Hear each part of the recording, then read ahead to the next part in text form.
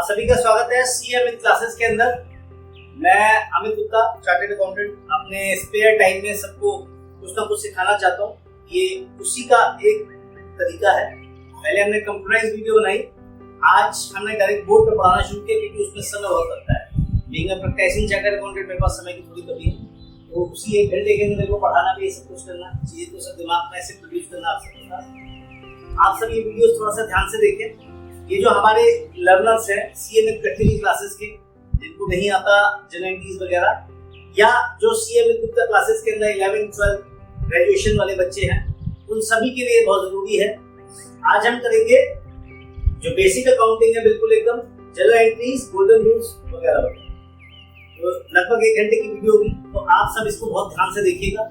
कोई भी कमी बेशी हो, आपको लगता है कुछ अच्छा और हो सकता है, हमें ये चाहिए कवरेज करना है, तो कमेंट बॉक्स में लिख के जरूर भेजें। अच्छा लगे तो भी कमेंट करें, और अगर आपको लगता है कुछ चीज कमी रह गई है तो भी कमेंट करें, ठीक है, जिससे कि हम अगली वीडियोस में उसको इम्प्रूवमेंट की तरफ ले जाएं। आप सबका हमारे लिए ये जो लगातार का प्यार है, ये मुझे उत्साहित करेगा नई नई वीडियोस और अच्छी वीडियोस बनाने के लिए। अगर आपको ये वीडियोस पसंद आती है तो मेरे चैनल को सब्सक्राइब करें, राइट में आपके बेल आइकन उसे दबाएं, जिससे कि आपको वीडियोस लगातार मिलती है। देखिए, अब हम शुरू करते हैं। अब प्रॉब्लम क्या होती है, जब हम 11th में आते हैं या हम 12th में होते हैं, इवन ग्रेजुएशन के बाद भी मेरे पास बच्चे बहुत आते हैं हमें जॉब करने के लिए। And when I ask them the general entry, जब भी मैं उनसे पूछता हूं तो वो कोई भी जनरल एंट्री में इतना ज्यादा वेल वर्स नहीं होता, चाहे कितनी जनरल एंट्री आती है। तो मेरा ये मानना है जो बेसिक है अकाउंटिंग का, वो जनरल एंट्रीज है। आपका कंसेप्ट अगर क्लियर है तो आप आगे कभी भी नहीं परेशान होंगे। अगर आपका कंसेप्ट में कहीं भी कमी है तो आप हमेशा अटके रहोगे। बड़े बड़े इंटरव्यूज दिए मैंने, उन बच्चों को भी दिए जो अच्छे लेवल पे, मैनेजर्स लेवल पे हैं। मेरी क्लाइंट्स, कंपनीज कई बार चाहती है कि अमित गुप्ता जी आप इंटरव्यू दें। जब हम इंटरव्यू लेते हैं तो हम बहुत छोटी सी बेसिक चीज पूछते हैं और हम कंफ्यूज रहते हैं। ऐसा नहीं कि वो बड़ी चीजें नहीं करो, सब करते हैं, लेकिन हम छोटा सा कुछ भी पूछते हैं तो हाँ वो अटक जाते हैं। तो मेरा ये मानना है आगे बढ़े, लेकिन जड़े न छोड़े। प्रॉब्लम क्या, हम आगे बढ़ते जाते हैं, नई नई चीज सीखते जाते हैं, बेसिक चीज भूल जाते हैं। मैं पूछता हूँ टू का टेबल आता है, 12 का आता है, हेडिंग का आता है, सुनाने में क्या जरूरत है आज उस टेबल की, इन चीजों की जरूरत पड़ेगी, धीरे धीरे आपको समझ में आएगा। कैलकुलेशन फास्ट होनी चाहिए।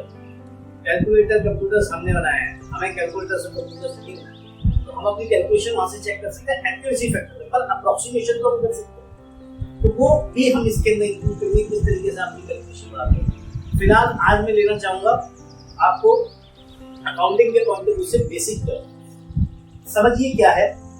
बिल्कुल स्टार्टिंग से ले रहे हैं, थोड़ा सा ध्यान से कंसेप्चुअली समझिएगा। ये बहुत इंटरेस्टिंग भी है और इम्पोर्टेंट भी है। देखिए होता क्या है, एक एग्जांपल ले लेते हैं छोटी सी दुकानदार का जो अपना एक बिजनेस शुरू करना चाहता है, ठीक है। तो सपोज करिए मैं एक बहुत ही छोटा सा बिजनेस शुरू करता हूँ। सपोज करिए मैं अपना एक परफ्यूम की दुकान, इंग्लिश में कहते हैं कॉन्फेक्शन, ठीक है। तो मैं उसको खोलता हूँ, तो क्या चीजें होंगी जो हम वहां पे करेंगे, किस तरीके से हम सोचेंगे, ठीक है। तो मैं ये कहता हूं, दिस इज अ पर्सन जो अपना एक बिजनेस शुरू करना चाहता है, ठीक है।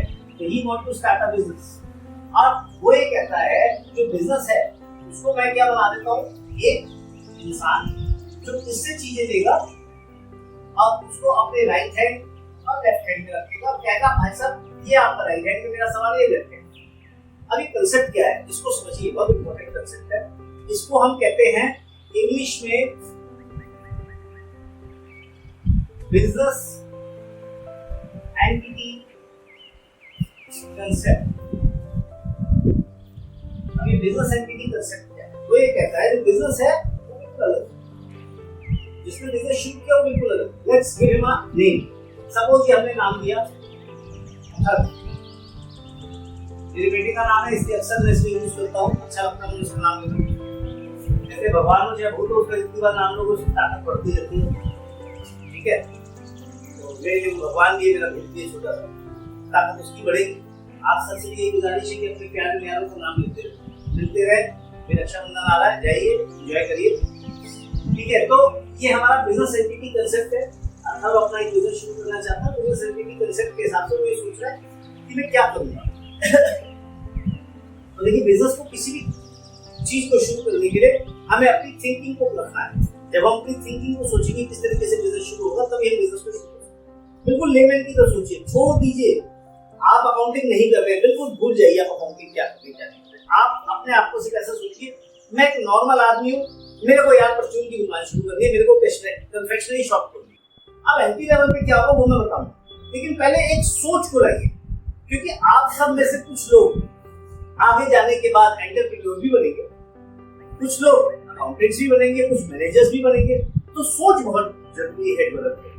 तो पहली सोच है भाई बिजनेस करना है, बिजनेस करने के लिए क्या क्या चाहिए आपको, कन्फेक्शनरी की शॉप के लिए क्या क्या चाहिए, क्योंकि जगह एंट्रीज तो मैं बता दूंगा, तो बुक में से कंसेप्ट रटो यार, करनी शुरू करिए, लेकिन कंसेप्चुअल कैसे होगे, ठीक है। तो क्या होगा, एक बिजनेस में शुरू करने के लिए उसको क्या चाहिए बताइए आप मुझे। हम मानते हैं एसेट्स चाहिए, ठीक है, और परचेज सेल होंगी उसकी, ठीक है, लायबिलिटीज होंगी उसकी।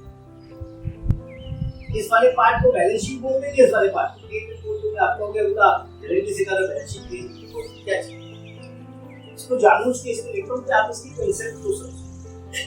बैलेंस शीट कहती है आज जो मेरे पास है। अवसर ने सोचा मैं अपनी पर्सनल दुकान कन्फेक्शनरी शॉप खोलना चाहता हूँ, ऐसा कहां से आएगा, he is a very new person. उसने कहा पापा यू लैंड मी समथिंग, आप मुझे कुछ उधार दो। मैंने कहा ठीक है बेटा, कितने पैसे लगेंगे, कितना पैसा दो। Now there is a mind problem, अब लगेगा दिमाग, भाई लगाओ इसके लिए चाहिए।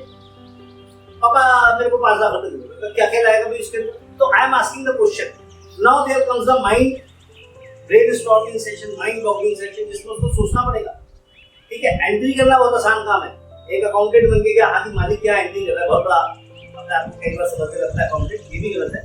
क्या हम इतना काम करें, एक एंटरप्रेन्योर आप सबसे ज्यादा इंटेलिजेंट, वो ठीक है, उसको वो स्पेसिफिक टॉपिक एंट्री का नहीं है, ठीक है, लेकिन वो आपसे ज्यादा इंटेलिजेंट है, उसके अंदर बहुत सारी और क्वालिटीज है। तो उस लेवल पे सोचते हुए तब अपनी एंट्री को करोगे तो कभी गलती नहीं। आपको ये भी सोचना है कि जो डिपार्टमेंट है, इनकम टैक्स डिपार्टमेंट, वो आपसे क्या चाहता है, तो आपकी एंट्री में कभी गलती नहीं है। आपको ये भी सोचना है कि सेल्स टैक्स डिपार्टमेंट आपसे क्या चाहता है, यानी कि आज की डेट में goods and service tax department आपसे क्या चाहता है, आपकी एंट्री में गलती नहीं। गवर्नमेंट आपसे क्या चाहती है, आपसे एंट्री में गलती नहीं। जब तक आप दूसरे के व्यू पॉइंट को नहीं समझेंगे, आप अपने एंट्री को सही नहीं कर सकते। कल जब हमने पढ़ाया था तो उसके अंदर में जीएसटी के अंदर आपको ये सोच दी कि भाई आप रेट कम और ज्यादा क्यों कर रहे हो। आज मैं आपको ये सोच दूंगा कि आप बिजनेस को शुरू कर रहे हो तो एंट्री का क्या मतलब, क्या फायदा, ठीक है। तो समझते हैं। तो मैंने पूछा भाई क्या के लिए चाहिए, उसने कहा पापा मुझे जो है पहले तो फर्नीचर लगाना दीवार, ठीक है, कितने का फर्नीचर लगेगा, कहता है छोटी सी दुकान खोलिए 50,000, ठीक, इतने में आराम से फर्नीचर आ जाए, लाख का भी लगा सकता है, छोटा सा फर्नीचर 50,000। फिर मुझे कुछ इक्विपमेंट्स चाहिए,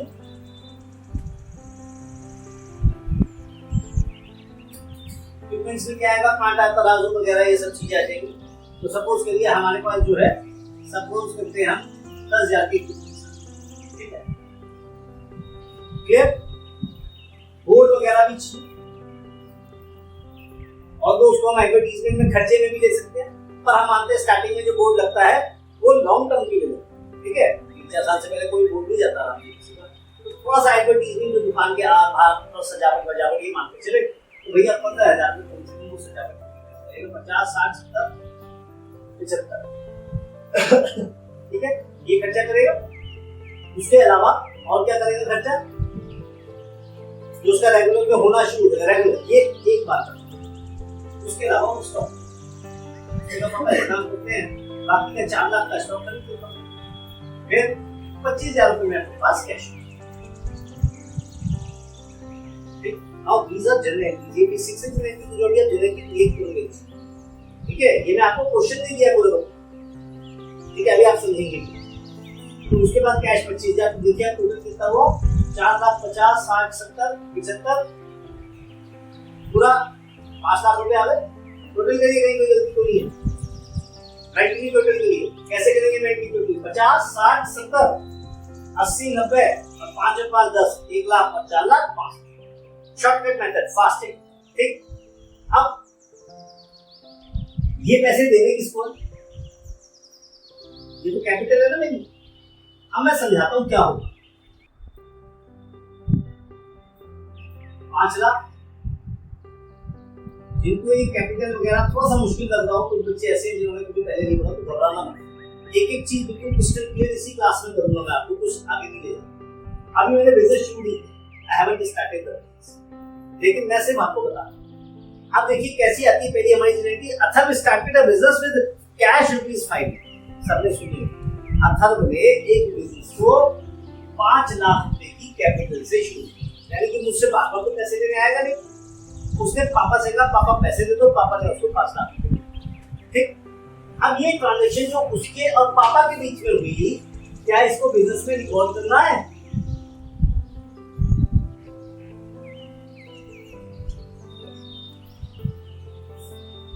जी यस। और कोई यहां क्वेश्चन शुरू होती है, यहां से आपका दिमाग। देखिए 2 तरीके हैं मेरे पास। या तो मैं ये कहूँ पापा जी आपने जो पैसा दिया भैया आपकी लाइबिलिटी है, मुझे देना आपका पैसा वापस। तब तो मैं बिजनेस में उनका नाम खड़ा करूँ, तब तो मैं उसका नाम खड़ा करूँ। अब मैं कहता हूँ मेरे पापा ने मुझे पैसा दिया, मेरी कैपिटल है ना, I don't have to give him back. तो भाई मैं चाहे अपने दोस्त से लाऊं, चाहे काली चौक से लाऊं, चाहे कहीं से लाऊं, that is my capital. Business लेकिन अगर मैं बिजनेस को कहता हूँ भाई देखिए पापा के पैसे रिकॉर्ड करो अपने पास, मुझे दे रहे हो, उनको 5 लाख रुपए 3 साल के अंदर वापस करूंगा 5 के 5। तो बिजनेस उसको क्या कहेगा? Loan from father. Now there is a difference, ये सोच का अंतर है। यहीं से आपको चीजें निकलनी शुरू। ठीक, बात समझिए। जनरल एंट्रीज में सिखाऊंगा, पहले मैं लॉजिक समझा, ठीक है?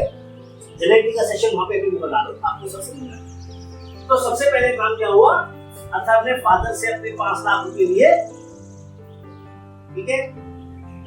उसको उठा के बिजनेस को, अब बिजनेस को बड़ा सुंदर सा बिजनेस है, सुरारा ऐसा बढ़िया बिजनेस। तो कहता है भाई साहब आपने तो मुझे बोझ तले ला दिया। कैसे ला दिए? कहता है जी 5 लाख तो कैश जम गया मेरे हाथ में। मेरे जो 2 हाथ है ना, ये तराजू है, अगर ये बराबर नहीं हुआ तो मैं गिर जाऊंगा। मुझे बराबर रखो हमेशा, मुझे मत ये आपसे, मुझे बराबर रखो। समझिए मैं क्या कह रहा हूं। वो कहता 5 लाख आपने यहाँ पे मुझे दिए, ठीक है जी, और 5 लाख मेरे को आपको देने, तो मेरे लिए एसेट और लायबिलिटी। ये क्या है? मेरी लायबिलिटी टुवर्ड्स अथर्व, और 5 लाख क्या है मेरा? ये मेरे पास एसेट है, asset in the form of,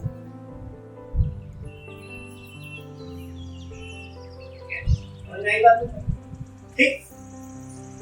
business के पहले डालते थे, जेडी डालता था, जेडी डालता था। जहां मैं आपकी जेनेटिक लिख दूंगा, वहां मैं आपको यहाँ पे मैं आपको स्टेटमेंट्स लिख दूंगा, वहां जेनेटिक, ठीक है? क्योंकि हमारा पूरा कवर होगा ये, तो हम यहाँ पे जेनेटिक के फॉर्मेट में लिखेंगे। आपको जेनेटिक में साथ के साथ सिखा। तो पहली स्टेटमेंट हमारी आती है, Atharva invested 5 lakhs as capital. ठीक है बेटा? Here. Okay? Atharva invested 5 lakh as capital. तो जनरल एंट्री का एक फॉर्मेट है हमारा, हम क्या लेते हैं यहाँ पे? डेट, ठीक है बेटा? पर्टिकुलर्स, डेबिट, क्रेडिट, ठीक है? अमाउंट आ गया हमारा यहाँ पे भी अमाउंट। यहाँ एक इनाइजर फॉलियो और सेशन होता है, इसको मैं आपको एक्सप्लेन करूंगा क्या होता है, इसको एक एक करके समझिए। तो डेट हम अभी यहाँ पे नहीं लेते, मान लेते हैं अप्रैल का पहला महीना, ठीक? तो हम लिखते हैं अप्रैल 22, हम कोई डेट नहीं लेते, ठीक है बेटा? अप्रैल 22। तो पहली एंट्री क्या हुई? Atharva invested 5 lakh as capital, ठीक? कुछ मैं रटवाऊंगा, कुछ आपको सिखाऊंगा। पहले मैं एक बेसिक चीज आपको सिखा रहा हूँ, फिर मैं रटवाऊंगा, तो सारी एंट्री बार बार बताऊंगा। इसी 1 घंटे में आप बहुत कुछ सीखते हैं। तो बिजनेस कहता है मेरे पास क्या आया? बिजनेस के पास, बिजनेस के पॉइंट ऑफ व्यू, बिजनेस के पास क्या आया? कैश आया, ठीक? और बिजनेस के पास क्या खड़ी हो गई? लायबिलिटी। ठीक, तो कहता है debit what comes in, credit the giver, credit the giver. तो हमारे पास 3 गोल्डन रूल है, ऊपर लिखते हैं, थोड़ा सा याद रहेगा। आना बेटा लिखते हैं, डेबिट व्हाट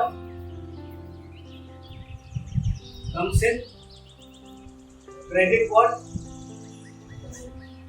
गोज आउट। ठीक है, next, debit the receiver, credit the, ठीक है। अभी क्योंकि हम बैलेंस शीट में कंसंट्रेट करें, इन सारी एंट्री से बैलेंस शीट लिखो। मैंने जानबूझ के आपको पी&एल की ऐड करनी थी, वरना मैं आपको दूसरा ऐड बता रहा हूँ। ये मेरा थोड़ा सा डिफरेंट तरीका पड़ा। गोल्डन रूल 3 है, debit all expenses and losses, बाद में। अभी मैं आपको सिर्फ ये कहना चाहता हूँ, मैं किस कंसेप्ट से पढ़ाता हूँ कि बैलेंस शीट को सिर्फ 2 ही ये हिट करते हैं, बैलेंस शीट को यही 2 हिट करेंगे सिर्फ, ध्यान रखिएगा। Debit all expenses and losses and credit all gains and incomes में बाद में लिखूंगा, लेट्स सी। पी&एल को हिट करेंगे। आपने पूछा ना मेरे से, आपने कि बैलेंस शीट और पी&एल क्यों घुसा दिया सर इसके अंदर, उसका लॉजिक समझ, ठीक है। मैं सिर्फ इन 2 गोल्डन रूल के ऊपर ये सारी एंट्रीज में, और आपको समझना है, क्योंकि हम तीनों गोल्डन रूल पढ़ देते हैं, आपस में उनका इंटरेक्शन क्या होता है वो समझिए। तो इसलिए मैंने सिर्फ 2 दिए, आपको कैसा 2 में हो जाएगा, कहीं भी वो वाले रूल का आ गया तो आएगा ही, आएगा ही। मैं आपको अभी देखिए अब एलियन हुई अथर इन्वेस्टमेंट फायदे किसके, ठीक। पहला रूल क्या है, डेबिट व्हाट कम्स इन, दूसरा क्या है, क्रेडिट व्हाट गोज आउट, ठीक। तो हम पहला रूल रखेंगे, ठीक है। बोलो भाई पहला रूल क्या है, सिर्फ घड़ी पे देख के 2 मिनट इस पहले रूल को रट देंगे। बोलो, debit what comes in, credit what goes out, बोलिए। बोल नहीं पाओगी, गला खराब, मैं रटवा रहा हूँ ना, इसीलिए तो रटवा रहा हूँ। अगर ये पढ़ना है तो रटना पड़ेगा। बोलो, डेबिट व्हाट कम्स इन। जो मेरी वीडियो देख रहे हैं उनको भी मैं कहूंगा कि आप इसको कम से कम 10-10 बार अपने मन में या बोल बोल के याद करिए। रटना कोई बुरा नहीं। बच्चा जब शुरुआत में स्टार्टिंग करता है तो क्या करता है, ABCD रटता है। मेरे को बहुत सारे लोग कहते हैं अमित जी आप यहाँ रटने पे करते हो, चीजों को समझना चाहिए, रटना थोड़ा चाहिए। मैं उनसे पूछता हूँ आपने बचपन में ABCD समझी थी या रटी थी? सब केजी में फर्स्ट में 1 2 3 4 2 1 2 सब रटे ही होंगे, समझ रहे किसी के नहीं है, ठीक है। जब आप थोड़ा सा आगे बढ़े, अब समझदार, तो पहला स्टेप हर किसी का रटना हो। जो लोग कहते हैं रटना बेकार है, गलत। हाँ, रटना क्या है मैं आपको बताता हूँ। रटने में कहाँ कमी है। एक बच्चे ने क्वेश्चन देखा, एग्जाम में ये क्वेश्चन आएगा, क्वेश्चन भी लिख लिया, उसका सोल्यूशन भी लिख लिया। क्वेश्चन में मैडम ने फिगर चेंज कर खत्म, पूरा क्वेश्चन ही खत्म, एक एडजस्टमेंट नहीं डाली, पूरा क्वेश्चन ही खत्म, क्योंकि उसने क्वेश्चन के साथ आंसर रट दिया। वो है रटन, वहां दिमाग नहीं लगाया उसने। लेकिन अगर वो 4 क्वेश्चन पढ़ के सिर्फ इसलिए कर रहा है कि मुझे रट जाए, फॉर्मेट रट जाए, चीजें रट जाए, कैसे कैसे करना है वो रट जाए, तो रटना गलत नहीं। तो स्टार्टिंग में आपको क्या करना है, रटना, ठीक है। आपको बार-बार बोलना है, debit what comes in, credit what goes out, debit what comes in, credit what goes out, 10 बार बोलो, ऐसे नहीं याद हो। हम क्या करते हैं, मन में 2 बार बोलेंगे, हाँ यार 3 बार के अंदर याद हो जाता है हमें, फिर अगर 5 मिनट बाद मुझे कुछ मत भूलिए, क्योंकि मैंने 10 बार उस पर कोशिश ही नहीं की। उनको मैं एक नया सब्जेक्ट है, नई चीज आपको रखिए ना, उसको रटने में कोई प्रॉब्लम, तो गोल्डन रूल को आपको रखने ही रहेगा। आप सोते हुए, सुबह जगते हुए, किसी भी समय पूछे उसको बोलिए। पहला रूल, डेबिट व्हाट कम्स इन, मेरे पीछे बोलो ना, अंग्रेजी लिखे तो भी क्या दिक्कत है। Debit what comes in, credit what goes out, goes out. बोलो, debit what comes in, comes in, credit what goes out। आप बोलिए, आप सबके अंग्रेजी थोड़ी सी वीक है, 1 2 3, उसके 2 कारण है। एक तो आपने याद नहीं करा, दूसरा आप उसको समझ नहीं पा रहे, ठीक है। इससे क्या होगा, आपको टेंशन क्रिएट होगी कि डेबिट क्या होता है, तो समझ में नहीं आ रहा। तो इसलिए मैं आपसे कहूंगा कि कल वाली क्लास में आपसे मैं ये 4 बार और सुनूंगा, रट लेना भाई, 20 बार लिखना चाहे 50 बार लिखना, मुझे नहीं, ठीक है। हाँ जी, debit what comes in, debit what Sumit ji, debit what comes in, credit what goes out, बोला। हाँ, you are also a part, सुन तो रही हो बेटा कान खोल के। Debit what comes in, credit what goes out, ये पहला हमारा गोल्डन रटना है। दूसरा क्या है, debit the receiver, credit the giver. Debit debit debit, debit the receiver, credit the giver, ये आपको रात में बैठ के पूरी तरह से रट लो कि कल सुबह में बोल सकूं। ठीक है, क्लियर हुई मेरी बात? अब हम यहाँ पे क्या करा, इसमें अथर्व इन्वेस्टेड 5 लाख इसके। अब ये क्या कहता है, डेबिट वर्ड काउंसिल क्या आया इसके पास? कैश आया। सब लोग 5 लाख रुपए कैश पे थे, अब बैंक की बात भी नहीं। ठीक, तो इसके पास तो कैश आया, इसके पॉइंट ऑफ व्यू से सोचना है आपको। अमित के लिए अगर अथर्व के पॉइंट ऑफ व्यू से सोचोगे तो देखो कैश है भाई मेरे पास से, तो वही पॉइंट ऑफ व्यू गलत। सबसे पहली गलती जो सबसे पहली गलती होती है सबसे, वो यार इनके पॉइंट ऑफ व्यू से सोचो कि मेरे पास तो कैश गया।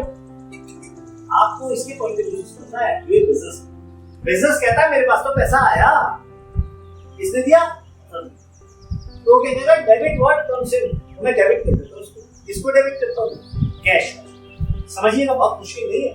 तो मेरी पहली एंट्री होगी कैश अकाउंट डेबिट, और किससे आया? अब अथर्व को वही स्पेशल नाम देगा क्योंकि मालिक ठीक है। बाहर वालों की तरफ से कहीं से कोई पैसा उनका नाम देता, मान लो फादर का लोन होता तो कहता तू अथर्व फादर स्टोर अकाउंट। ठीक है, क्लियर नहीं हुआ? या फादर लोन अकाउंट लिख सकता था, वैसे अथर्व फादर लोन अकाउंट, उसके लिए अथर्व अलग आदमी है, ऐसा जिसने उसको पैसा दिया रखने के, वो अपने हाथ हमेशा बराबर क्या लिखा उसने, cash account debit to capital account. अब क्योंकि यहाँ पे एक ही बंदा है इसलिए नाम लिखने की जरूरत। जब पार्टनरशिप में हम काम करते तो मान लो 2 पार्टनर होते, ए और बी, तो लिखते तो एज कैपिटल अकाउंट टू बीस कैपिटल अकाउंट। अब यार बंदा ही एक है, सारी कैपिटल अकाउंट होता है तो कैपिटल अकाउंट कितना है पैसा बेटा? तो यहाँ पे मैं अगर ऊपर हेडिंग में लिख दूं रुपीस नैप, तो यहाँ पे मुझे 5 और 5 लिखना पड़ेगा, देखिए खत्म हो गई। ठीक, नेक्स्ट आप फर्नीचर खरीदे तो कुछ कौन? ये खरीदेगा, ये कुछ नहीं है लेकिन ये है, आपको ये मान के चलना है। तो उसने कहा भाई एक काम करो, फर्नीचर खरीद। ठीक, तो क्या लिखेंगे, ही परचेज फर्नीचर फीस 50,000, या इसको लिखेंगे रुपीज 0.5 लाख में ले रहे ना। ठीक, ध्यान रखिएगा। मैं इसके साथ आपको एक चीज और सिखा रहा हूँ कि आप फिगर्स बड़ी को छोटी में भी लिख सकते हैं, बड़ी बात। यहाँ तक किसी को कोई कंफ्यूजन है, कोई दिक्कत? बेटा आपको कोई दिक्कत हो रही है? थोड़ा थोड़ा समझ में आ रहा है? ये मेरे चैनल पे भी जाके आप 2 बार 3 बार देखोगे, आपको याद चैनल है, इसको कभी भी बैठ के आप देख सकते हैं। ठीक है, तो जब आपको इसमें चीजें देखोगे तो ये चीजें समझ आएगी, क्योंकि आपने पढ़ा है डायरेक्ट, तो आप बाद में इसको पढ़ोगे तो आपको समझ। Cash account debit to capital account, narration का क्या लॉजिक होता है? नरेशन भी हम लिखते हैं being rupees 5 lakh invested bye Atharva. ठीक है बेटा, अब अगली एंट्री है ही परचेज फर्नीचर। अब ही के अंदर ही हम इसको लिख कर रहे हैं। तो अब बिजनेस क्या कहता है, फर्नीचर खरीद लिया, क्या आया उसके पास? किराया। बिजनेस के पॉइंट क्या क्या उसके पास? कैश। देखो आप आराम से आप बोलने लगे, कोई दिक्कत नहीं है, बिल्कुल बिल्कुल नॉर्मल है। क्या आया उसके पास? फर्नीचर। क्या गया उसके पास से? कैश। मैंने क्या बोला था? डेबिट वर्ड कम्स इन, क्या होगा डेबिट? फर्नीचर आया ना, डेबिट वर्ड कम्स इन, यानी कि फर्नीचर को डेबिट कर दो। अब गया क्या आपके पास से? ध्यान से समझिएगा। तो अगली एंट्री क्या है? Furniture account debit. किसने बोला परचेज? एक तनख्वाह है बेटा 35,000 रुपए, मेरे से गलती एक्सपेक्टेड नहीं है मेरे को। Furniture account debit to cash. हम सारी एंट्री कैश में करेंगे। ऑल्दो गवर्नमेंट ने प्रोहिबिट किया है 10,000 से ऊपर कैश की ट्रांजैक्शन के लिए, पर ये एकेडमिकली आप समझिए कुछ नहीं होता। 5 लाख आता मैं बैंक में जमा करके अपना चेक से पेमेंट कर सकता हूँ, वो कोई प्रॉब्लम नहीं है। अब इस चीज को एकेडमिकली आप सोचिए कि मैं क्या करूँ। तो आपने फर्स्ट वाली ट्रांजैक्शन यहाँ पे यूज करी। फर्नीचर कितने का है बेटा? 0.50 और 0.50 लाख। आपने 2 चीजें समझी, एंट्री भी समझ ली और आपको मैंने ये भी समझाया कि अगर 50,000 तो लाख में लिख रहा तो 0.5 लिखोगे बेटा, ये उसी चीज क्लियर होगा बेटा। फिर नरेशन लिख देंगे बी फर्नीचर परचेजिंग, ठीक है, मैं नहीं लिखा, मेरी कुछ एंट्री नहीं है, ठीक है, मुझे इसी बोर्ड पे आपको सब कुछ समझा। अगले पे आते हैं, थर्ड क्या है, उसने इक्विपमेंट्स खरीदे, third he purchase equipments worth rupees how much, 10,000। अब 10,000 को आप क्या लिखोगे, ऑब्लिक रुपीज, एक मिनट बोल बेटा क्या लिखेंगे, 10,000 को कैसे लिखेंगे लाख में, यहाँ दिमाग में कैलकुलेशन को मैथ्स की मंजूर की हुई,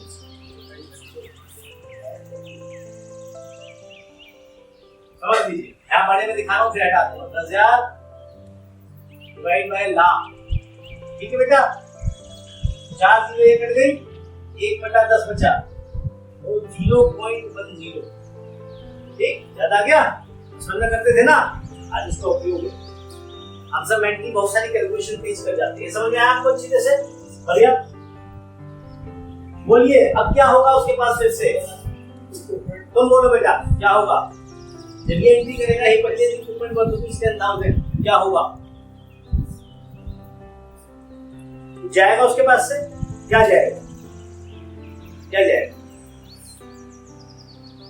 क्या जाएगा, वाला मुझे कहेगा सर मेरी स्टाइल पसंद आई, लाओ फर्नीचर, ऐसा होगा क्या, फिर क्या होगा, क्या जाएगा उसके पास से, कैश, बोलिए ना, आवाज क्यों नहीं आती, घबराइए मत, आप सही सोचोगे, गलत क्यों सोचोगे, क्योंकि मैं अकाउंटिंग नहीं सिखा रहा, मैं आपको एक लॉजिकल बात समझा रहा हूं, अकाउंटिंग टर्मिनोलॉजी में हम उसको लिख रहे हैं, हम कर नॉर्मल इंसान जैसे काम करता हूं वैसे ही काम करते हैं, ठीक है, तो क्या हो रहा है, वो जाएगा दुकानदार को कहेगा पैसे नहीं पकड़ो 10,000 रुपये, अब पैसे ये वाला फर्नीचर मेरे को दो, और फर्नीचर लाके अपनी दुकान पे, सॉरी दिस इज इक्विपमेंट लाके अपनी दुकान पे लगा, अच्छा ये वाला फर्नीचर भी क्या है, रैक पैक लगाई होंगी उसमें सामान रखने के लिए, क्या होगा, कारपेंटर से ही बोलते भाई ठेका दे दे 50,000 का, भाई मुझसे पैसे ले लो तो फर्नीचर पूरा 50,000 का, ये हो गया, अब 10,000 में क्या एंट्री होनी चाहिए, फिर ऊपर वाला रूल लगाइए, डेबिट कौन कौन सी, क्या आया,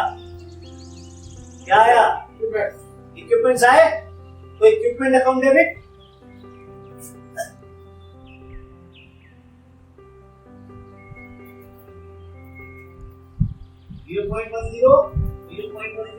टू कैश, कोई दिक्कत बेटा, मैं डेबिट मिस कर रहा हूँ, ठीक है, गलती से हो गया, नहीं यहाँ पे लिख रहा हूँ, सॉरी भूल गया, अब नेक्स्ट एंट्री क्या होगी, फोर्थ 15,000, हाँ जी,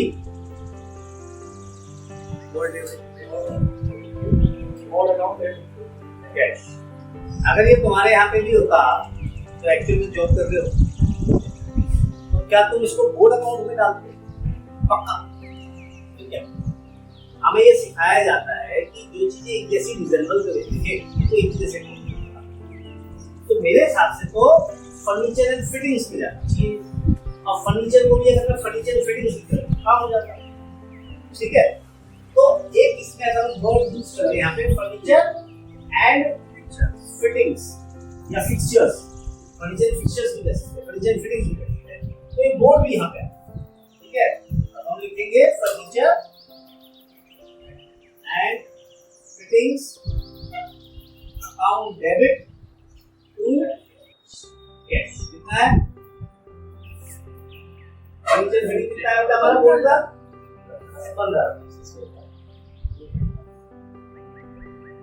ठीक, क्लियर हो गया, यहाँ पे कोई कंफ्यूजन, यहाँ तक कोई दिक्कत, नेक्स्ट हमारी एंट्री क्या है, स्टॉक, 4,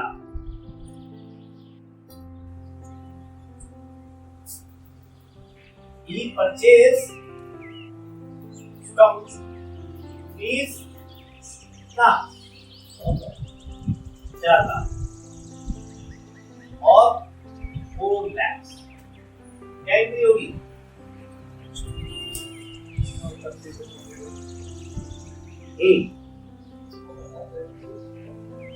देखिए दो यहाँ पे मत है, क्योंकि मैं चाहता हूँ मेरी बैलेंस शीट को हिट करे, आई मैं परचेज के पॉइंट ऑफ व्यू से नहीं लेना, तो हमारे दो मत है, हम इसको स्टॉक अकाउंट डेबिट भी कह सकते हैं, ठीक है, स्टॉक अकाउंट डेबिट, स्टॉक तो आया मेरे पास, टू कैश कितना 4, तो डेबिट और कम्स इन क्रेडिट बोल रहा हूँ, चला दे, कोई दिक्कत, कोई परेशानी? हाँ जरा इसका हम अभी रिवीजन करेंगे, आपको ये करेंगे यार। सुन, तो हमने स्टॉक को डेबिट करा और 4 लाख हमारे पास से चले, कोई दिक्कत यहाँ पे? स्टॉक को डेबिट टू कैश, मैंने परचेज जानबूझ के लिए परचेज करके बच्चे के दिमाग में पीएनएल हो जाता है, ये सारी एंट्री हमारी बैलेंस शीट से मिली। ठीक, रिकैप करते हैं वापस, हमने क्या करा? अर्थात एक बिजनेस कॉन्ट्रैक्शन शुरू करना चाहता है, सामान लाना चाहता है, उसने 5 लाख अपने फादर से लिए, फादर से लेने की एंट्री इसलिए नहीं हुई क्योंकि उसकी पर्सनल एंट्री है, उसको बिजनेस को हिट नहीं करना चाहते, उसने जो बिजनेस में वो पैसा लगाया 5 लाख, तो वो उसकी तरफ से कैपिटल लगा, बिजनेस के लिए वो लोन नहीं था, उसके लिए उसके कैपिटल था, इन्वेस्टेड के, तो उसने वो कैपिटल इन्वेस्ट किया। जब वो पहली बार कैपिटल आई तो बिजनेस कहता भाई मेरे एक हाथ में 5 लाख कैश पड़ा है, एक हाथ में 5 लाख की मनी मिलता है, मैं बराबर, तुम अपना कैश पकड़ लो, मेरी जिम्मेदारी खत्म, खा लिया 0-0, अपना कैश वापस ले लो, मेरी जिम्मेदारी खत्म। 3 दिन बाद तुम्हारा मन नहीं करा बिजनेस करेगा, तो वापस अपना कैश, बिजनेस कहता भाई साहब मैं खा ली, आपके कैश आपके पास चले गए, मेरी जिम्मेदारी, कोई दिक्कत नहीं, कोई परेशानी? तो बिजनेस कहता आपके हर ट्रांजैक्शन के बाद मैं टेंशन फ्री हूँ, मुझे ना आपसे लेना है ना देना है, मैं एक फिड्यूशियरी रिलेशनशिप में आपका एक एजेंट हूँ, जो आप जैसा कह रहे हो वैसा, मेरे पास कभी कुछ नहीं, बैलेंस आप ही है। अब हमने कहा हमने सिर्फ यहाँ पे 2 चीजें यूज करी, डेबिट और comes in credit, debit the receive credit, हम सिर्फ इसको वापस कंसंट्रेट करते हैं, इनको ही हमने यहाँ पे यूज किया क्योंकि यहाँ पे इंसान अथल था जिसने स्टार्टिंग में कैपिटल लगाई, तो पहली बार जब मिक्सिंग हुई डेबिट और comes in cash form debit cash आया, अब गया तो कुछ भी नहीं बिजनेस के पास से, तो देने वाला तो कोई होगा उस कैश को, उठा था तो गिवन को नाम दिया हमने कैपिटल, ठीक है। यही अगर बैंक का लोन होता तो लिखते cash account debit to bank loan, दोस्त ने लोन दिया तो cash account debit to friends loan, पापा से लोन लिया होता तो cash account debit to father's, clear? आपको एंट्री समझ में आ जाएगी, कैश तो आएगा, फादर ने लोन दिया तो फादर लोन, दोस्त से लिया तो फ्रेंड्स लोन, और आपने ही लगाया है, क्लियर? बिजनेस को अपना फंडा क्लियर है उसका, यहाँ तक बात किसी को कोई कंफ्यूजन, आपको कोई कंफ्यूजन, किसी को कोई कंफ्यूजन क्लियर हुई यहाँ तक बात? नेक्स्ट आती है जब उसने फर्नीचर खरीदा, तो भाई फर्नीचर खरीदा तो क्या आया उसके पास? बिजनेस के पास, अथर्व के पास ही आया, और वो कहता है बिजनेस को मैंने एक अलग सेपरेट इंसान बना दिया, सेपरेट लीगल एंटिटी है, उसके अंदर आप देखिए क्या आया और क्या गया, सिंपल फंडा है। तो बिजनेस के पास से फर्नीचर आ गया, ठीक, अब बिजनेस के पास से कैश, अब इसलिए टोका नहीं सर आपने 5 मिनट क्यों नहीं लिखी है कैश है कि नहीं है? 25,000 कैश के क्या कोई बताया था सेंटी हो गई फिर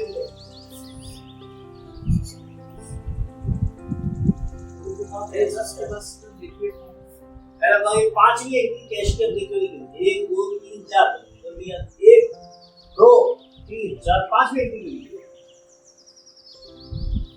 वो लिक्विड फॉर्म में और कुछ उसको भी समझ मजा आएगा आपको यहाँ तक की समझ में आई। जब फर्नीचर देगा furniture account debit to cash account, उसके बाद equipments account debit to cash account, कोई confusion? Furniture and fittings account debit to cash account, कोई कंफ्यूजन? कैश की एंट्री क्यों नहीं मिली? 25,000 कैसे है मेरे पास है, वो अपना बचेगा बैलेंस। देखिए कितना पैसा था पहले उसके पास, 5 लाख। सबसे पहला काम क्या किया, फर्नीचर खरीदा, कितने पैसे रह गए? कहा बेटा तू कितना रह गया पैसा? 5 लाख में से 50,000 के कितने रह गए? 4.5। आती नहीं है तो आवाज भी करनी चाहिए ना मुझसे। तो 4.5 4.5 लाख बचे। उसके बाद उसने इक्विपमेंट खरीदे 10,000 के, कितने रह गए? 440। उसके बाद फर्नीचर फिटिंग खरीदे, कितने रह गए? 15,000 रुपए की, 425। राइट, कोई दिक्कत कोई कंफ्यूजन? फिर 4 लाख का स्टॉक खरीद लिया, रह गए कितने? 25 तो अपना बच गए ना। ठीक है, तो बिजनेस क्या कहेगा? अब बताओ कैपिटल में कोई फर्क पड़ा? हाँ, कैपिटल में कोई फर्क पड़ा? उसकी कैपिटल 5 की 5 है, कैपिटल में कहीं कोई फर्क पड़ा? अब वो क्या कहता है, जब आपने ये कैश, तो आपकी कैपिटल को कौन रिप्रेजेंट कर रहा था? 5 लाख का कैश। जैसे ही आपने कैपिटल के साथ फर्नीचर खरीद लिया, तो आपकी कैपिटल में क्या फर्क पड़ा? कैश तो हो गया 450, ठीक है जी, और फर्नीचर आगे विचार कर, कोई दिक्कत? कैपिटल तो आपकी अपनी जगह रही। फिर आपने क्या करा? 10,000 के इक्विपमेंट खरीद लिए, 10,000 के इक्विपमेंट क्या गए? कैश यहाँ पे कम हो गया, एनी प्रॉब्लम? तो जैसे जैसे एक चीज बढ़ती है कैश बैठ रहा है, इधर तो कुछ भी नहीं होगा ना। ये सारी एंट्रीज बैलेंस शीट को आप ये अपने ट्रांजैक्शन नहीं शुरू करो, बिजनेस नहीं शुरू करो। अगर मैं बिजनेस शुरू करूँ तो मेरे थर्ड जो गोल्डन रूल है उसका उपयोग है। अब मैं बताता हूँ कि थर्ड गोल्डन रूल है वो क्या है, उसका क्या उपयोग है। Debit all expenses and losses, credit all gains and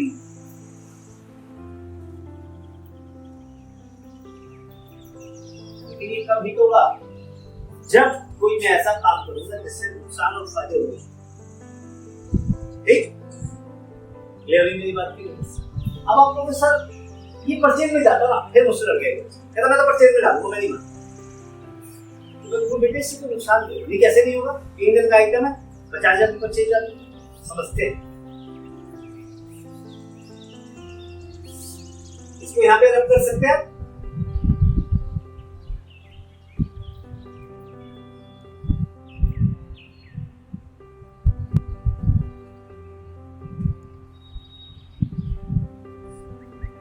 देखिएगा बैलेंस शीट में क्या है आपके पास अभी? Current account present situation, capital 5 lakh, ठीक है। इधर क्या है आपके पास बताइए? फर्नीचर ले लेते हैं पहले, कितने का है? 50,000 का है। 45 फ्लोर इक्विपमेंट है कितने का? हाँ 10,000। फर्नीचर इतने का, ये कितने फर्नीचर को फर्नीचर फिटिंग्स बना, ठीक है। फर्नीचर फिटिंग्स कितने की हमारी? पैसे 0.65। और क्या हमारे पास? स्टॉक कितना? 4 लाख। नेक्स्ट हमारे पास क्या है? कैश। कितना है बेटा? 6,000। तो ये कितना हो गया हमारा?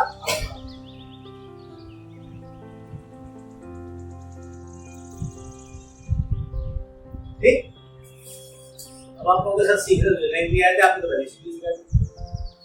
एक्चुअल में अगर आप जनरेटिव के साथ बैलेंस शीट को लेकर चलोगे तो आप हमेशा समझोगे मेरी जनरेटिव हिट कम करेगी। जब आप ये समझोगे कि मेरी बैलेंस शीट हिट का जनरेटिव मेरी हिट कर देती है तो आप हमेशा गलत नहीं करोगे, हमेशा सही। बच्चों को पता ही नहीं है बेटा इसका इफेक्ट कहां जाएगा, पता ही नहीं तो क्या होगा, इस एंट्री का क्या इफेक्ट होगा पता नहीं, ठीक है। हर लेवल पे आपकी बैलेंस शीट ठीक होगी। अगर आप हर एंट्री के साथ बैलेंस शीट की मूवमेंट को दिमाग में रख लो, नहीं क्या याद करो, तो आपके पास एक ही एंट्री में एक एक चीज होगा, कभी दिक्कत नहीं।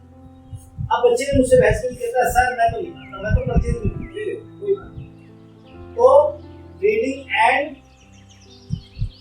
प्रॉफिट एंड लॉस अकाउंट क्या होता है यहाँ पे? ओपनिंग स्टॉक कुछ नहीं था, सेल्स हुई कुछ नहीं हुई, परचेज हुई 4 लाख, होल्डिंग स्टॉक है 4 लाख, कोई फायदा नुकसान हुआ? मिल जीपी मिलोगे ना। आप ये देखो मैंने परचेज किया 4 लाख, अभी तो ये हमारा एक फॉर्मेट है, जिनको नहीं पता उनको समझ में आ जाएगा, ठीक है। सेल्स कितने की है? कुछ नहीं करो, क्लोजिंग स्टॉक 4 लाख का, फायदा हुआ नुकसान हुआ। अब इसको हम एक लेमैन की तरह समझते हैं, तो सर आपने टेक्निकल टर्म्स में लिखा है, शीट बना दी पेज में, हाई तो समझ नहीं आ रहा, कोई बात घबराइए मत, ये सिर्फ चीजों को लिखने का तरीका है। अमेरिका में एसेट्स लेफ्ट हैंड पे लिखे जाते हैं, राइट हैंड पे लायबिलिटी लिखते हैं, क्या फर्क है? कई बार आप इसको वर्टिकल में ना लेके तो आपकी प्रेजेंटेशन की बात। अब एक अलग लैंग्वेज में बात, मैंने 4 लाख का माल खरीदा, मुझे कोई फायदा नुकसान हुआ? आपके अकॉर्डिंग अगर 4 लाख का माल खरीदा मेरे को कोई नुकसान हुआ? पर मैंने तो रख लिया ना, लेके नुकसान तो कब होगा? हमेशा ध्यान रखिएगा, नुकसान या फायदा जब बेचते हैं, खरीदने पे नहीं। मेरे पास कई क्लाइंट्स आते हैं, सर हमने प्रॉपर्टी खरीदी है, क्या हम अपनी इनकम टैक्स सेक्टर में दिखाएं? देखिए बड़ा इंटरेस्टिंग क्वेश्चन है। तो बेटा ठीक कहता है। मैंने कहा देखिए सर, आपने परचेज ऑफ बिल्डिंग खरीदी है, purchase of land, income tax कब होगा जनरेट? इनकम पे टैक्स, यानी कि इनकम होगी बेचने को। तो परचेज की हम कभी भी इनकम टैक्स में डिटेल नहीं देंगे, ठीक है? तो परचेज से प्रॉफिट एंड लॉस नहीं जनरेट होता, सेल से। तो क्या पीएनएल नहीं बनाएंगे ना साल कंप्लीट होगा? ठीक है, तो मैंने आपको सिर्फ एक जनरल एंट्री को समझाने का तरीका कैसे आपकी जनरल एंट्री। यहाँ तक किसी को कोई कंफ्यूजन, कोई परेशानी, कोई दिक्कत? ठीक, यहाँ तक बिल्कुल अच्छी समझ में आ गया। बिजनेस एंटिटी कंसेप्ट समझ में आया? क्यों नहीं हमने 5 लाख जो पापा से लिए उसके एंट्री की थी, तो हमने ये सब एंट्री ये हो गई बात। यहाँ कोई दिक्कत? 2 गोल्डन रूल के ऊपर हमने कंसंट्रेट करा। पहला गोल्डन रूल था हमारा debit what comes in, credit what goes out. जबान भी साफ होनी चाहिए, बोलना भी साफ होना चाहिए, इंग्लिश भी साफ। बोल गया debit the receiver, credit the giver. Last जो हमारा गोल्डन रूल है वो क्या कहता है? Debit on expenses losses, credit on gains and income. जब हम पीएनएल को हिट करेंगे तब इसके बारे। ये क्लियर हुई बात यहाँ पे अच्छी तरह से कि नहीं? क्लियर? यहाँ तक बात समझ में आई इस तरीके से? अब हम जनरेटिव देखेंगे, मक्खन की तरह जनरेटिव देखेंगे। ठीक, समझिए कैसे देखेंगे। मैं सारा रद्द कर रहा हूँ, आपको सिर्फ ऊपर के 3 गोल्डन रूल छोड़। ठीक, सब कुछ क्लियर हो रहा है यहाँ से?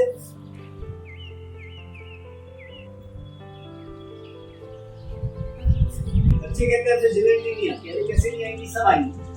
आपको स्टार्टिंग में से रखना है, रखने के बाद आपको हर चीज मक्खन की तरह दिमाग में घुस जाएगी, कोई दिक्कत नहीं है। कंफ्यूजन मत होइए कि ये हमसे होगा या नहीं होगा, सब ठीक है। मेरे पास जो बच्चे बैठे हैं बहुत सारे नए जिन्होंने आज तक नहीं करा, अब वो सब एक एक करके मेरे पीछे आंसर करेंगे, ठीक है? हाँ बेटा आप बोलो। सिंपल, मेरे को फॉलो करना और घबराना मत बिल्कुल अंदर से। ये समझ लो जिस तरीके से मेरे को देखने वाले बच्चे अपने मन में आंसर देंगे, ऐसे ही आप मेरे सामने आंसर देंगे। आपने 5,000 का फर्नीचर खरीदा कैश से, क्या एंट्री होगी? अभी समझा था? सब हटा दिया मैंने कि आपके दिमाग में इमेज ना, दिमाग को सिर्फ सोचो मैंने क्या। फर्नीचर खरीदा, क्या आया? फर्नीचर। क्या गया? क्या एंट्री होगी? बोलिए, मेरे पीछे बोलिए। Furniture account debit, furniture account debit to cash, to cash. Clear? Furniture account debit to cash. तुम बोलो furniture account debit to cash. अरे खाना नहीं खाया बेटा तुमने? हाँ, आवाज नहीं निकल रही, मेरे को देखना, मर जाती ही होगी मेरी। हाँ, और इस समय मैं पढ़ा रहा हूँ तो मेरी आवाज कितनी निकल रही है, तुम्हारी कितनी निकल रही? बोलिए furniture account debit to cash account, furniture account debit to cash account, furniture account debit to cash account. कितने रुपए से? 5,000 से। ठीक, फर्नीचर खरीदा, चेक दे दिया 10,000 का, एंट्री बोलो। Furniture account debit to bank, cheque किया बेटा? यही आपके माइंड बॉगलिंग सेशन है। यहाँ पे समझिए, अभी आपको सब समझना है कि कहाँ मेरे को बैंक यूज करना है, कहाँ मेरे को कैश यूज करना है, कहाँ में क्या यूज करना है, समझिए।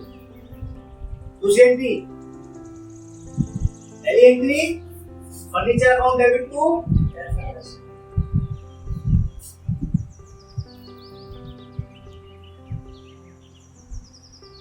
वो 10,000 का, ठीक है? इस एंट्री में किसी को कोई कंफ्यूजन? क्लियर? फर्नीचर खरीदा, बैंक से पेमेंट करी, एंट्री में कहाँ फर्क आया? कहाँ पे बोलो ना? क्या लिखूंगा कैश की जगह? Furniture account debit to bank. ठीक, कोई कंफ्यूजन? फर्नीचर खरीदा, स्टेट बैंक ऑफ इंडिया का चेक काट। बोलिए एंट्री में कहाँ फर्क आएगा?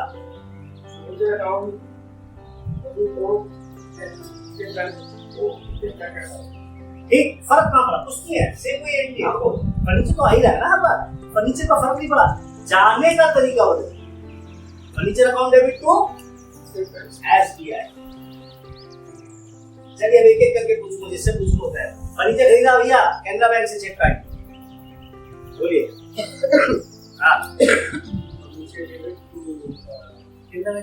हाँ जी, आप अटेंटिव होने चाहिए, दोबारा मुझसे नहीं पूछोगे, ठीक है? Furniture account debit to Canara bank, ठीक है? बोलो भैया, बैंक ऑफ इंडिया से cheque काटिए।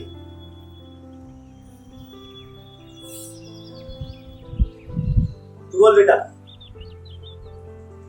Furniture account to bank of, बिल्कुल ठीक, furniture account debit to bank of India. Very good, now you have got the concept. आपकी बात नहीं, घबरा रहे हो क्या? ज्यादा घबराओगे ना, फिर हमारे पसीने सूख जाएंगे। Furniture account debit to bank of India. आप ध्यान से समझिएगा, मैं इतनी चीजें के साथ आजकल बहुत होता है, मेरे बहुत ज्यादा क्लाइंट मुझे बहुत दुखी करते हैं। सर पेटीएम से पेमेंट करो, ठीक? Furniture account debit to Paytm account है, यानी कि पेटीएम अकाउंट क्या है आपका? बैंक अकाउंट की तरह उसको ट्रीट करेंगे, बुक्स में तो आई है वो। Furniture account debit to Paytm account. इस बच्ची की आवाज निकलने लगी and she is a non commerce student. आ गया समझ में कंसेप्ट? धीरे धीरे सब लग जाए, कोई मुश्किल नहीं है। मन में जब रोज करोगे 2 बार 3 बार 4 बार, तो आपको अपना सब furniture account debit to Paytm. MobiKwik से दे दिया, ये भी पेमेंट मेथड है। क्या एंट्री होगी? तो मूवी क्विक अकाउंट, ठीक? कोई दिक्कत? एयरटेल पेमेंट बैंक से दे दिया पेमेंट, ये भी एक है मेथड ऑफ पेमेंट। बोलिए, फर्नीचर अकाउंट डेबिट टू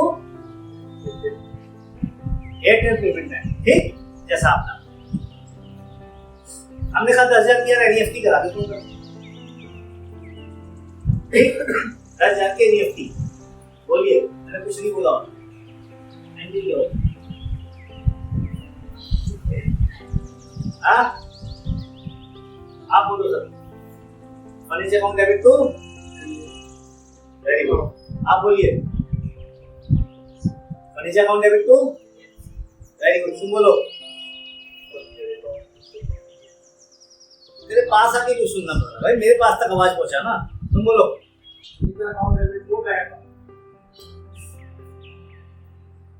तुमने बैंक अकाउंट क्यों बोला?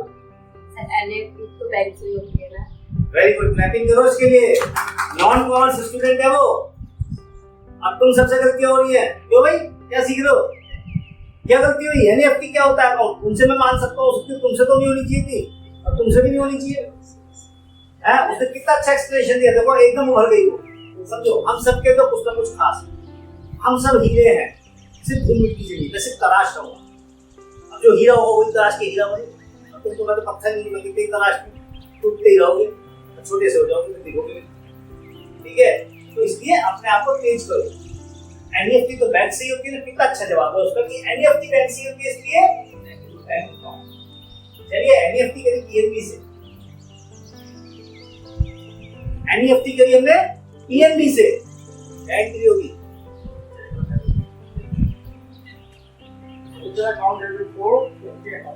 वेरी। नरेशन की कोई महत्व होता है हमारे यहाँ पे? नरेशन का महत्व समझा इस एंट्री के लिए special. Being NEFT done wide UPR number NEFT जब भी होती है बैंक आपको UPR देता है, ठीक है? ये यूनिक नंबर होता है, यूनिक ट्रांसफर नंबर, ठीक है? यूनिक ट्रांसफर नंबर UPR, वो आप यहाँ लिखोगे। कल को बंदा कहता भाई साहब मेरे को तो NEFT मिली नहीं, या उसके बैंक में 10 एंट्री हिट करी कहता भाई साहब UPR नंबर दे, और कहते थे कि UPR नंबर दो, अपने बैंक को बोलेगा इस UPR से मेरे पास नहीं तो कहां चेक कर सकता है। यहाँ नरेशन का महत्व, अगर आपने लिखा furniture account debit to bank account, नीचे कुछ नहीं लिखा, अब बंदा कंफ्यूज नहीं है, चेक से पेमेंट करी थी आपने, एनईएफटी से पेमेंट करी थी, IMPS से पेमेंट करी थी या RTGS से। अब आते हैं नेक्स्ट, IMPS क्या है समझ आया, बहुत इंटरेस्टिंग है। IMPS इंस्टेंट मनी ट्रांसफर है। आपने जैसे ही ट्रांसफर करी विदिन 10 सेकंड के अंदर दूसरे अकाउंट को हिट कर। NEFT 3 से 4 घंटे लेती है, RTGS आधे, ठीक है। RTGS 2 लाख से ऊपर है और NEFT 2 लाख के नीचे। IMPS को भी हम 1 लाख के अंदर टेस्ट, ठीक है। क्लियर मेरी बात यहाँ पे अच्छी तरीके से। तो नरेशन का महत्व आपको यहाँ समझ में क्लियर, यहाँ पे कोई कंफ्यूजन किसी को, ठीक। मेरे दोस्त की फर्नीचर की दुकान थी, तो मैंने कहा यार धंधा शुरू किया भाई, बिजनेस शुरू किया है, तू कुछ नहीं करेगा, कहता ले जाना जितना फर्नीचर चाहिए, ठीक। मेरा दोस्त है सुमित, ठीक है। क्या करूंगा, जाओगे कि बोलिए कहां फर्क आएगा, पहली एंट्री में फर्क आएगा, फर्नीचर अकाउंट में टेक्निकली तो नहीं, फर्नीचर को आएगा। अब नेक्स्ट टू बैंक से ज्यादा कैश से ज्यादा, कहां से ज्यादा है, नहीं ज्यादा, क्या नाम आएगा आप देखो, आप सब समझ गए। मैंने आपको कोई क्रेडिट का गिवर याद नहीं दिलाया, आपने लेकिन कर दिया क्रेडिट का। गिवर कौन है, सुमित, तो ही इज द गिवर, इसलिए हमने उसको क्रेडिट सुमित। क्लियर हो गया बेटा बात की अच्छी तरह से, और तो नहीं आ रहा घर से बता देना ना, और 5 मिनट ये क्लियर हुई बात। आज मैंने फर्नीचर के ऊपर कंसंट्रेट करा, आपको बेसिक कांसेप्ट समझाया। कल मैं और ज्योमेट्रीज आपको बिल्कुल रखवा, 2 से 3 दिन आप ज्योमेट्री पे कंसंट्रेट करिए, कहीं नहीं जाएगी। कि ज्योमेट्री किसी को ना भी आती हो तो आपको फर्नीचर अकाउंट में कुछ सुनिए, क्लियर, कोई कंफ्यूजन यहाँ पे। तो हमने देखा फर्नीचर हम कैश में खरीद सकते हैं, फर्नीचर हम बैंक के थ्रू खरीद सकते हैं चेक देके, फर्नीचर हम NEFT कर सकते हैं उसका पैसा, फर्नीचर का पैसा हम RTGS भी कर सकते हैं, और मोबिक्विक से दे दिया, IMPS कर सकते हैं। बहुत सारे मेथड है, तो हर केस में फर्नीचर डेबिट हुआ। दूसरा मेथड, अगर मेरे पास एसेट जाता है तो क्रेडिट व्हाट गोज आउट, और अगर मैं उधार करता हूं तो यहाँ पे क्रेडिटर गिवर। तो पहले केस में हम सिर्फ ये यूज कर रहे थे, दूसरे केस में क्रॉस यूज कर रहे थे, ऐसे cross debit what comes in credit giver, तो ये मिक्स होके भी debit what comes in credit on gives, ऐसी भी आई है। आगे समझेंगे। अभी ये एंट्री आपको समझ में आई अच्छी तरीके से, कोई कंफ्यूजन, ठीक है। फिर बाकी के लेक्चर्स में आपको NEFT फॉर्म कैसे भरा जाता है, RTGS फॉर्म कैसे भरा जाता है, वो सब सिखाऊंगा। चेक के अंदर क्या क्या होता है वो थोड़ा प्रैक्टिकल बैच के, तो CMA प्रैक्टिकल क्लासेस में आपको देखने को मिलेंगी, जो एक्चुअल रियल वर्ल्ड के अंदर हमारे पास चेक होता है उसको हम कैसे डील करते हैं, RTGS फॉर्म, NEFT फॉर्म को हम कैसे डील करते हैं। ये आपको एकेडमिकली कंसेप्चुअली स्ट्रांग करेगा। कहीं भी आप इंटरव्यू के लिए जाओ तो अब आपसे कोई पूछते, मान लो आप इंटरव्यू के लिए गए, अब एज्यूम करिए इंटरव्यू में गए, आपसे पूछा हाँ भाई फर्नीचर खरीदा तो क्या एंट्री करोगे, आप मुझे सर कैश में खरीदा है, बैंक से, अरे किसी से भी खरीदा, एकदम फ्रस्ट्रेट हो जाएगा। तो आपसे यही बोलेगा, या कहेगा अच्छा बेटा चलो किसी से भी खरीदा, तुम बोलो, तो आप क्या एंट्री बोलोगे। अब आपको पता है क्योंकि आपने पढ़ दिया, तो आप क्या एंट्री बोलोगे, ठीक है। क्या ये वजह बैच के बाद क्या एंट्री बोलोगे,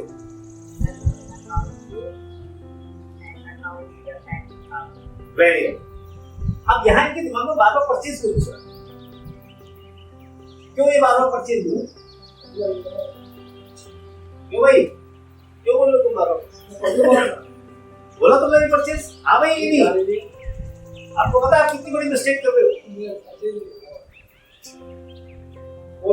ये रिकॉर्डिंग तुम्हारे मालिक को भेज देता हूँ, ऐसे ये पढ़ते हुए उन्होंने ये जवाब दिया, और सीनियर को भेजी तो फिर तो तुम्हारी कब से लगता लगा देगा, मजाक बना दो, ऐसा मत करो, ठीक है। कोशिश करिए कंसेप्चुअली गलत ना हो, तो कोई यहाँ ये कंसेप्चुअली गलत हो, 5 मिनट और एक्सटेंड कर सकता हूँ, 5 मिनट विद परमिशन, क्योंकि ये कंसेप्चुअली गलत हो, ये बार बार ये 3 बार गलती कर चुके हैं, ठीक है। क्यों हो रही है, जब भी हम कुछ खरीदते हैं तो दिमाग में सिर्फ परचेज घुसता है, परचेज नहीं। Now we have to differentiate between asset purchase and a stock purchase. अगर मेरा काम फर्नीचर खरीद के बेचने का होता तो फर्नीचर की परचेज मेरे परचेज होती है, तुम्हें खरीद रहा हूँ बेच रही तो मैं परचेज अकाउंट डेबिट, लेकिन फर्नीचर मेरे लिए एसेट है, तो फर्नीचर की परचेज मेरे लिए क्या है, एसेट की परचेज। तो जो एसेट की परचेज होती है नाम से बोलते हैं furniture account, building account debit. अब यही अगर मेरा काम किस चीज का है, मैं प्रॉपर्टी डीलर बिल्डिंग खरीदता हूँ बेचता हूँ, तो अगर मैंने मान लो कोई बिल्डिंग खरीदी तो मैं क्या करूंगा, बिल्डिंग अकाउंट डेबिट, आया ना? नहीं, अगर मैं क्या हूँ, प्रॉपर्टी डीलर हूँ, तो बिल्डिंग मेरे लिए बिल्डिंग नहीं है, बिल्डिंग मेरे लिए स्टॉक है, तो मैं बोलूंगा बिल्डिंग खरीदते ही परचेज अकाउंट है। समझिए, बहुत बड़ी बात है। लेकिन अगर मैं एंटरप्रेन्योर बिल्डिंग इसलिए खरीदता है कि उस बिल्डिंग के मतलब बिजनेस जरूर फैक्ट्री खरीदी, तो उसके लिए बिल्डिंग एक एसेट है, building account debit to bank account. ठीक है, क्लियर हो गई मेरी बात? आप अभी एक कंपनी को ज्वाइन करने वाले हैं, उनके यहाँ पे काम क्या है, परचेज करने का पुरानी कंपनियों के इक्विपमेंट्स, सिलाई मशीन ले लो, फर्नीचर ले लो, पूरी कंपनी खत्म हो गई, बंद हो गई, तो वो क्या करते हैं, खरीदने चले जाते हैं, लाओ जी क्या क्या बेचो सामान। अब उसके लिए वो सामान क्या है, एसी भी खरीदे उसने पुराने, कंप्यूटर भी खरीदे पुराने, फर्नीचर भी खरीदा, कुर्सियां भी खरीदी, मेज भी खरीदा, मशीनें भी खरीदी, उसके लिए क्या है वो पक्का नहीं, क्योंकि उसका काम खरीद के बेचना है। For him it is a purchase, वो अपने यहाँ जो एंट्री करेगा वो परचेज अकाउंट डेबिट करेगा, वहां पे वो कोई एसेट क्रिएट नहीं करेगा अपने लिए। हाँ, अब उसने सोचा यार इसमें से दो एसी उसमें से उसने दो एसी निकाल के अपने यहाँ लगा दी, वो उसके लिए एसेट है। अब वो क्या करेगा, asset account debit to purchase कम कर देगा उसमें से, और अपने पास दो एसेट की वैल्यू खरीद। ये थोड़ी कॉम्प्लिकेटेड रहती है, मैं बताना नहीं चाह रहा था, लेकिन क्योंकि उनके परचेज वाले क्वेश्चन ने मुझे थोड़ा सा आहत करा कि बार बार परचेज वर्ड क्यों आ रहा है, तो इसलिए मैंने आपको समझाया थोड़ा सा कि परचेज सेल करने के लिए अगर आप खरीदो तो परचेज, लेकिन अगर परचेज अपने यहाँ पे एसेट क्रिएट कर रहे हो जिसको आप 3-4 साल खुद यूज करोगे, इसके लिए नहीं खरीदोगे, तो वो आपके लिए एसेट है।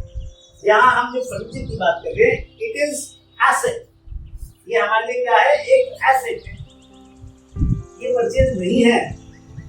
ठीक है, लेकिन अगर यही मेरा काम होता फर्नीचर खरीद के बेचने का, तो मेरे परचेज।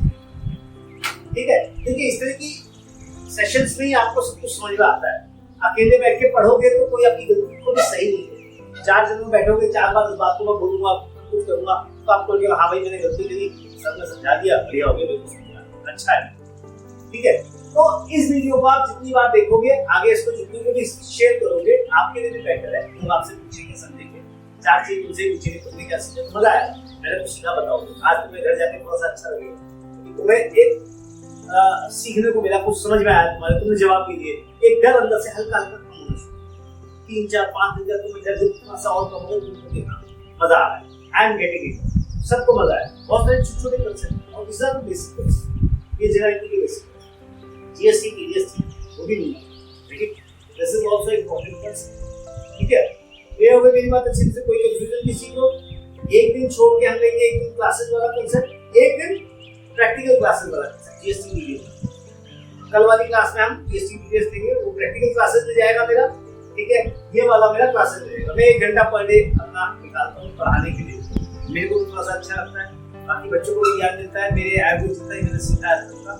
इसी के साथ मैं आप सबसे विदा लेता हूँ। मेरे चैनल को आप वॉच करें, सब्सक्राइब करें, बेल आइकन को दबाएं, जिससे कि आपके पास हमारी हर चीज आती है, नोटिफिकेशंस आती है। थैंक यू, धन्यवाद।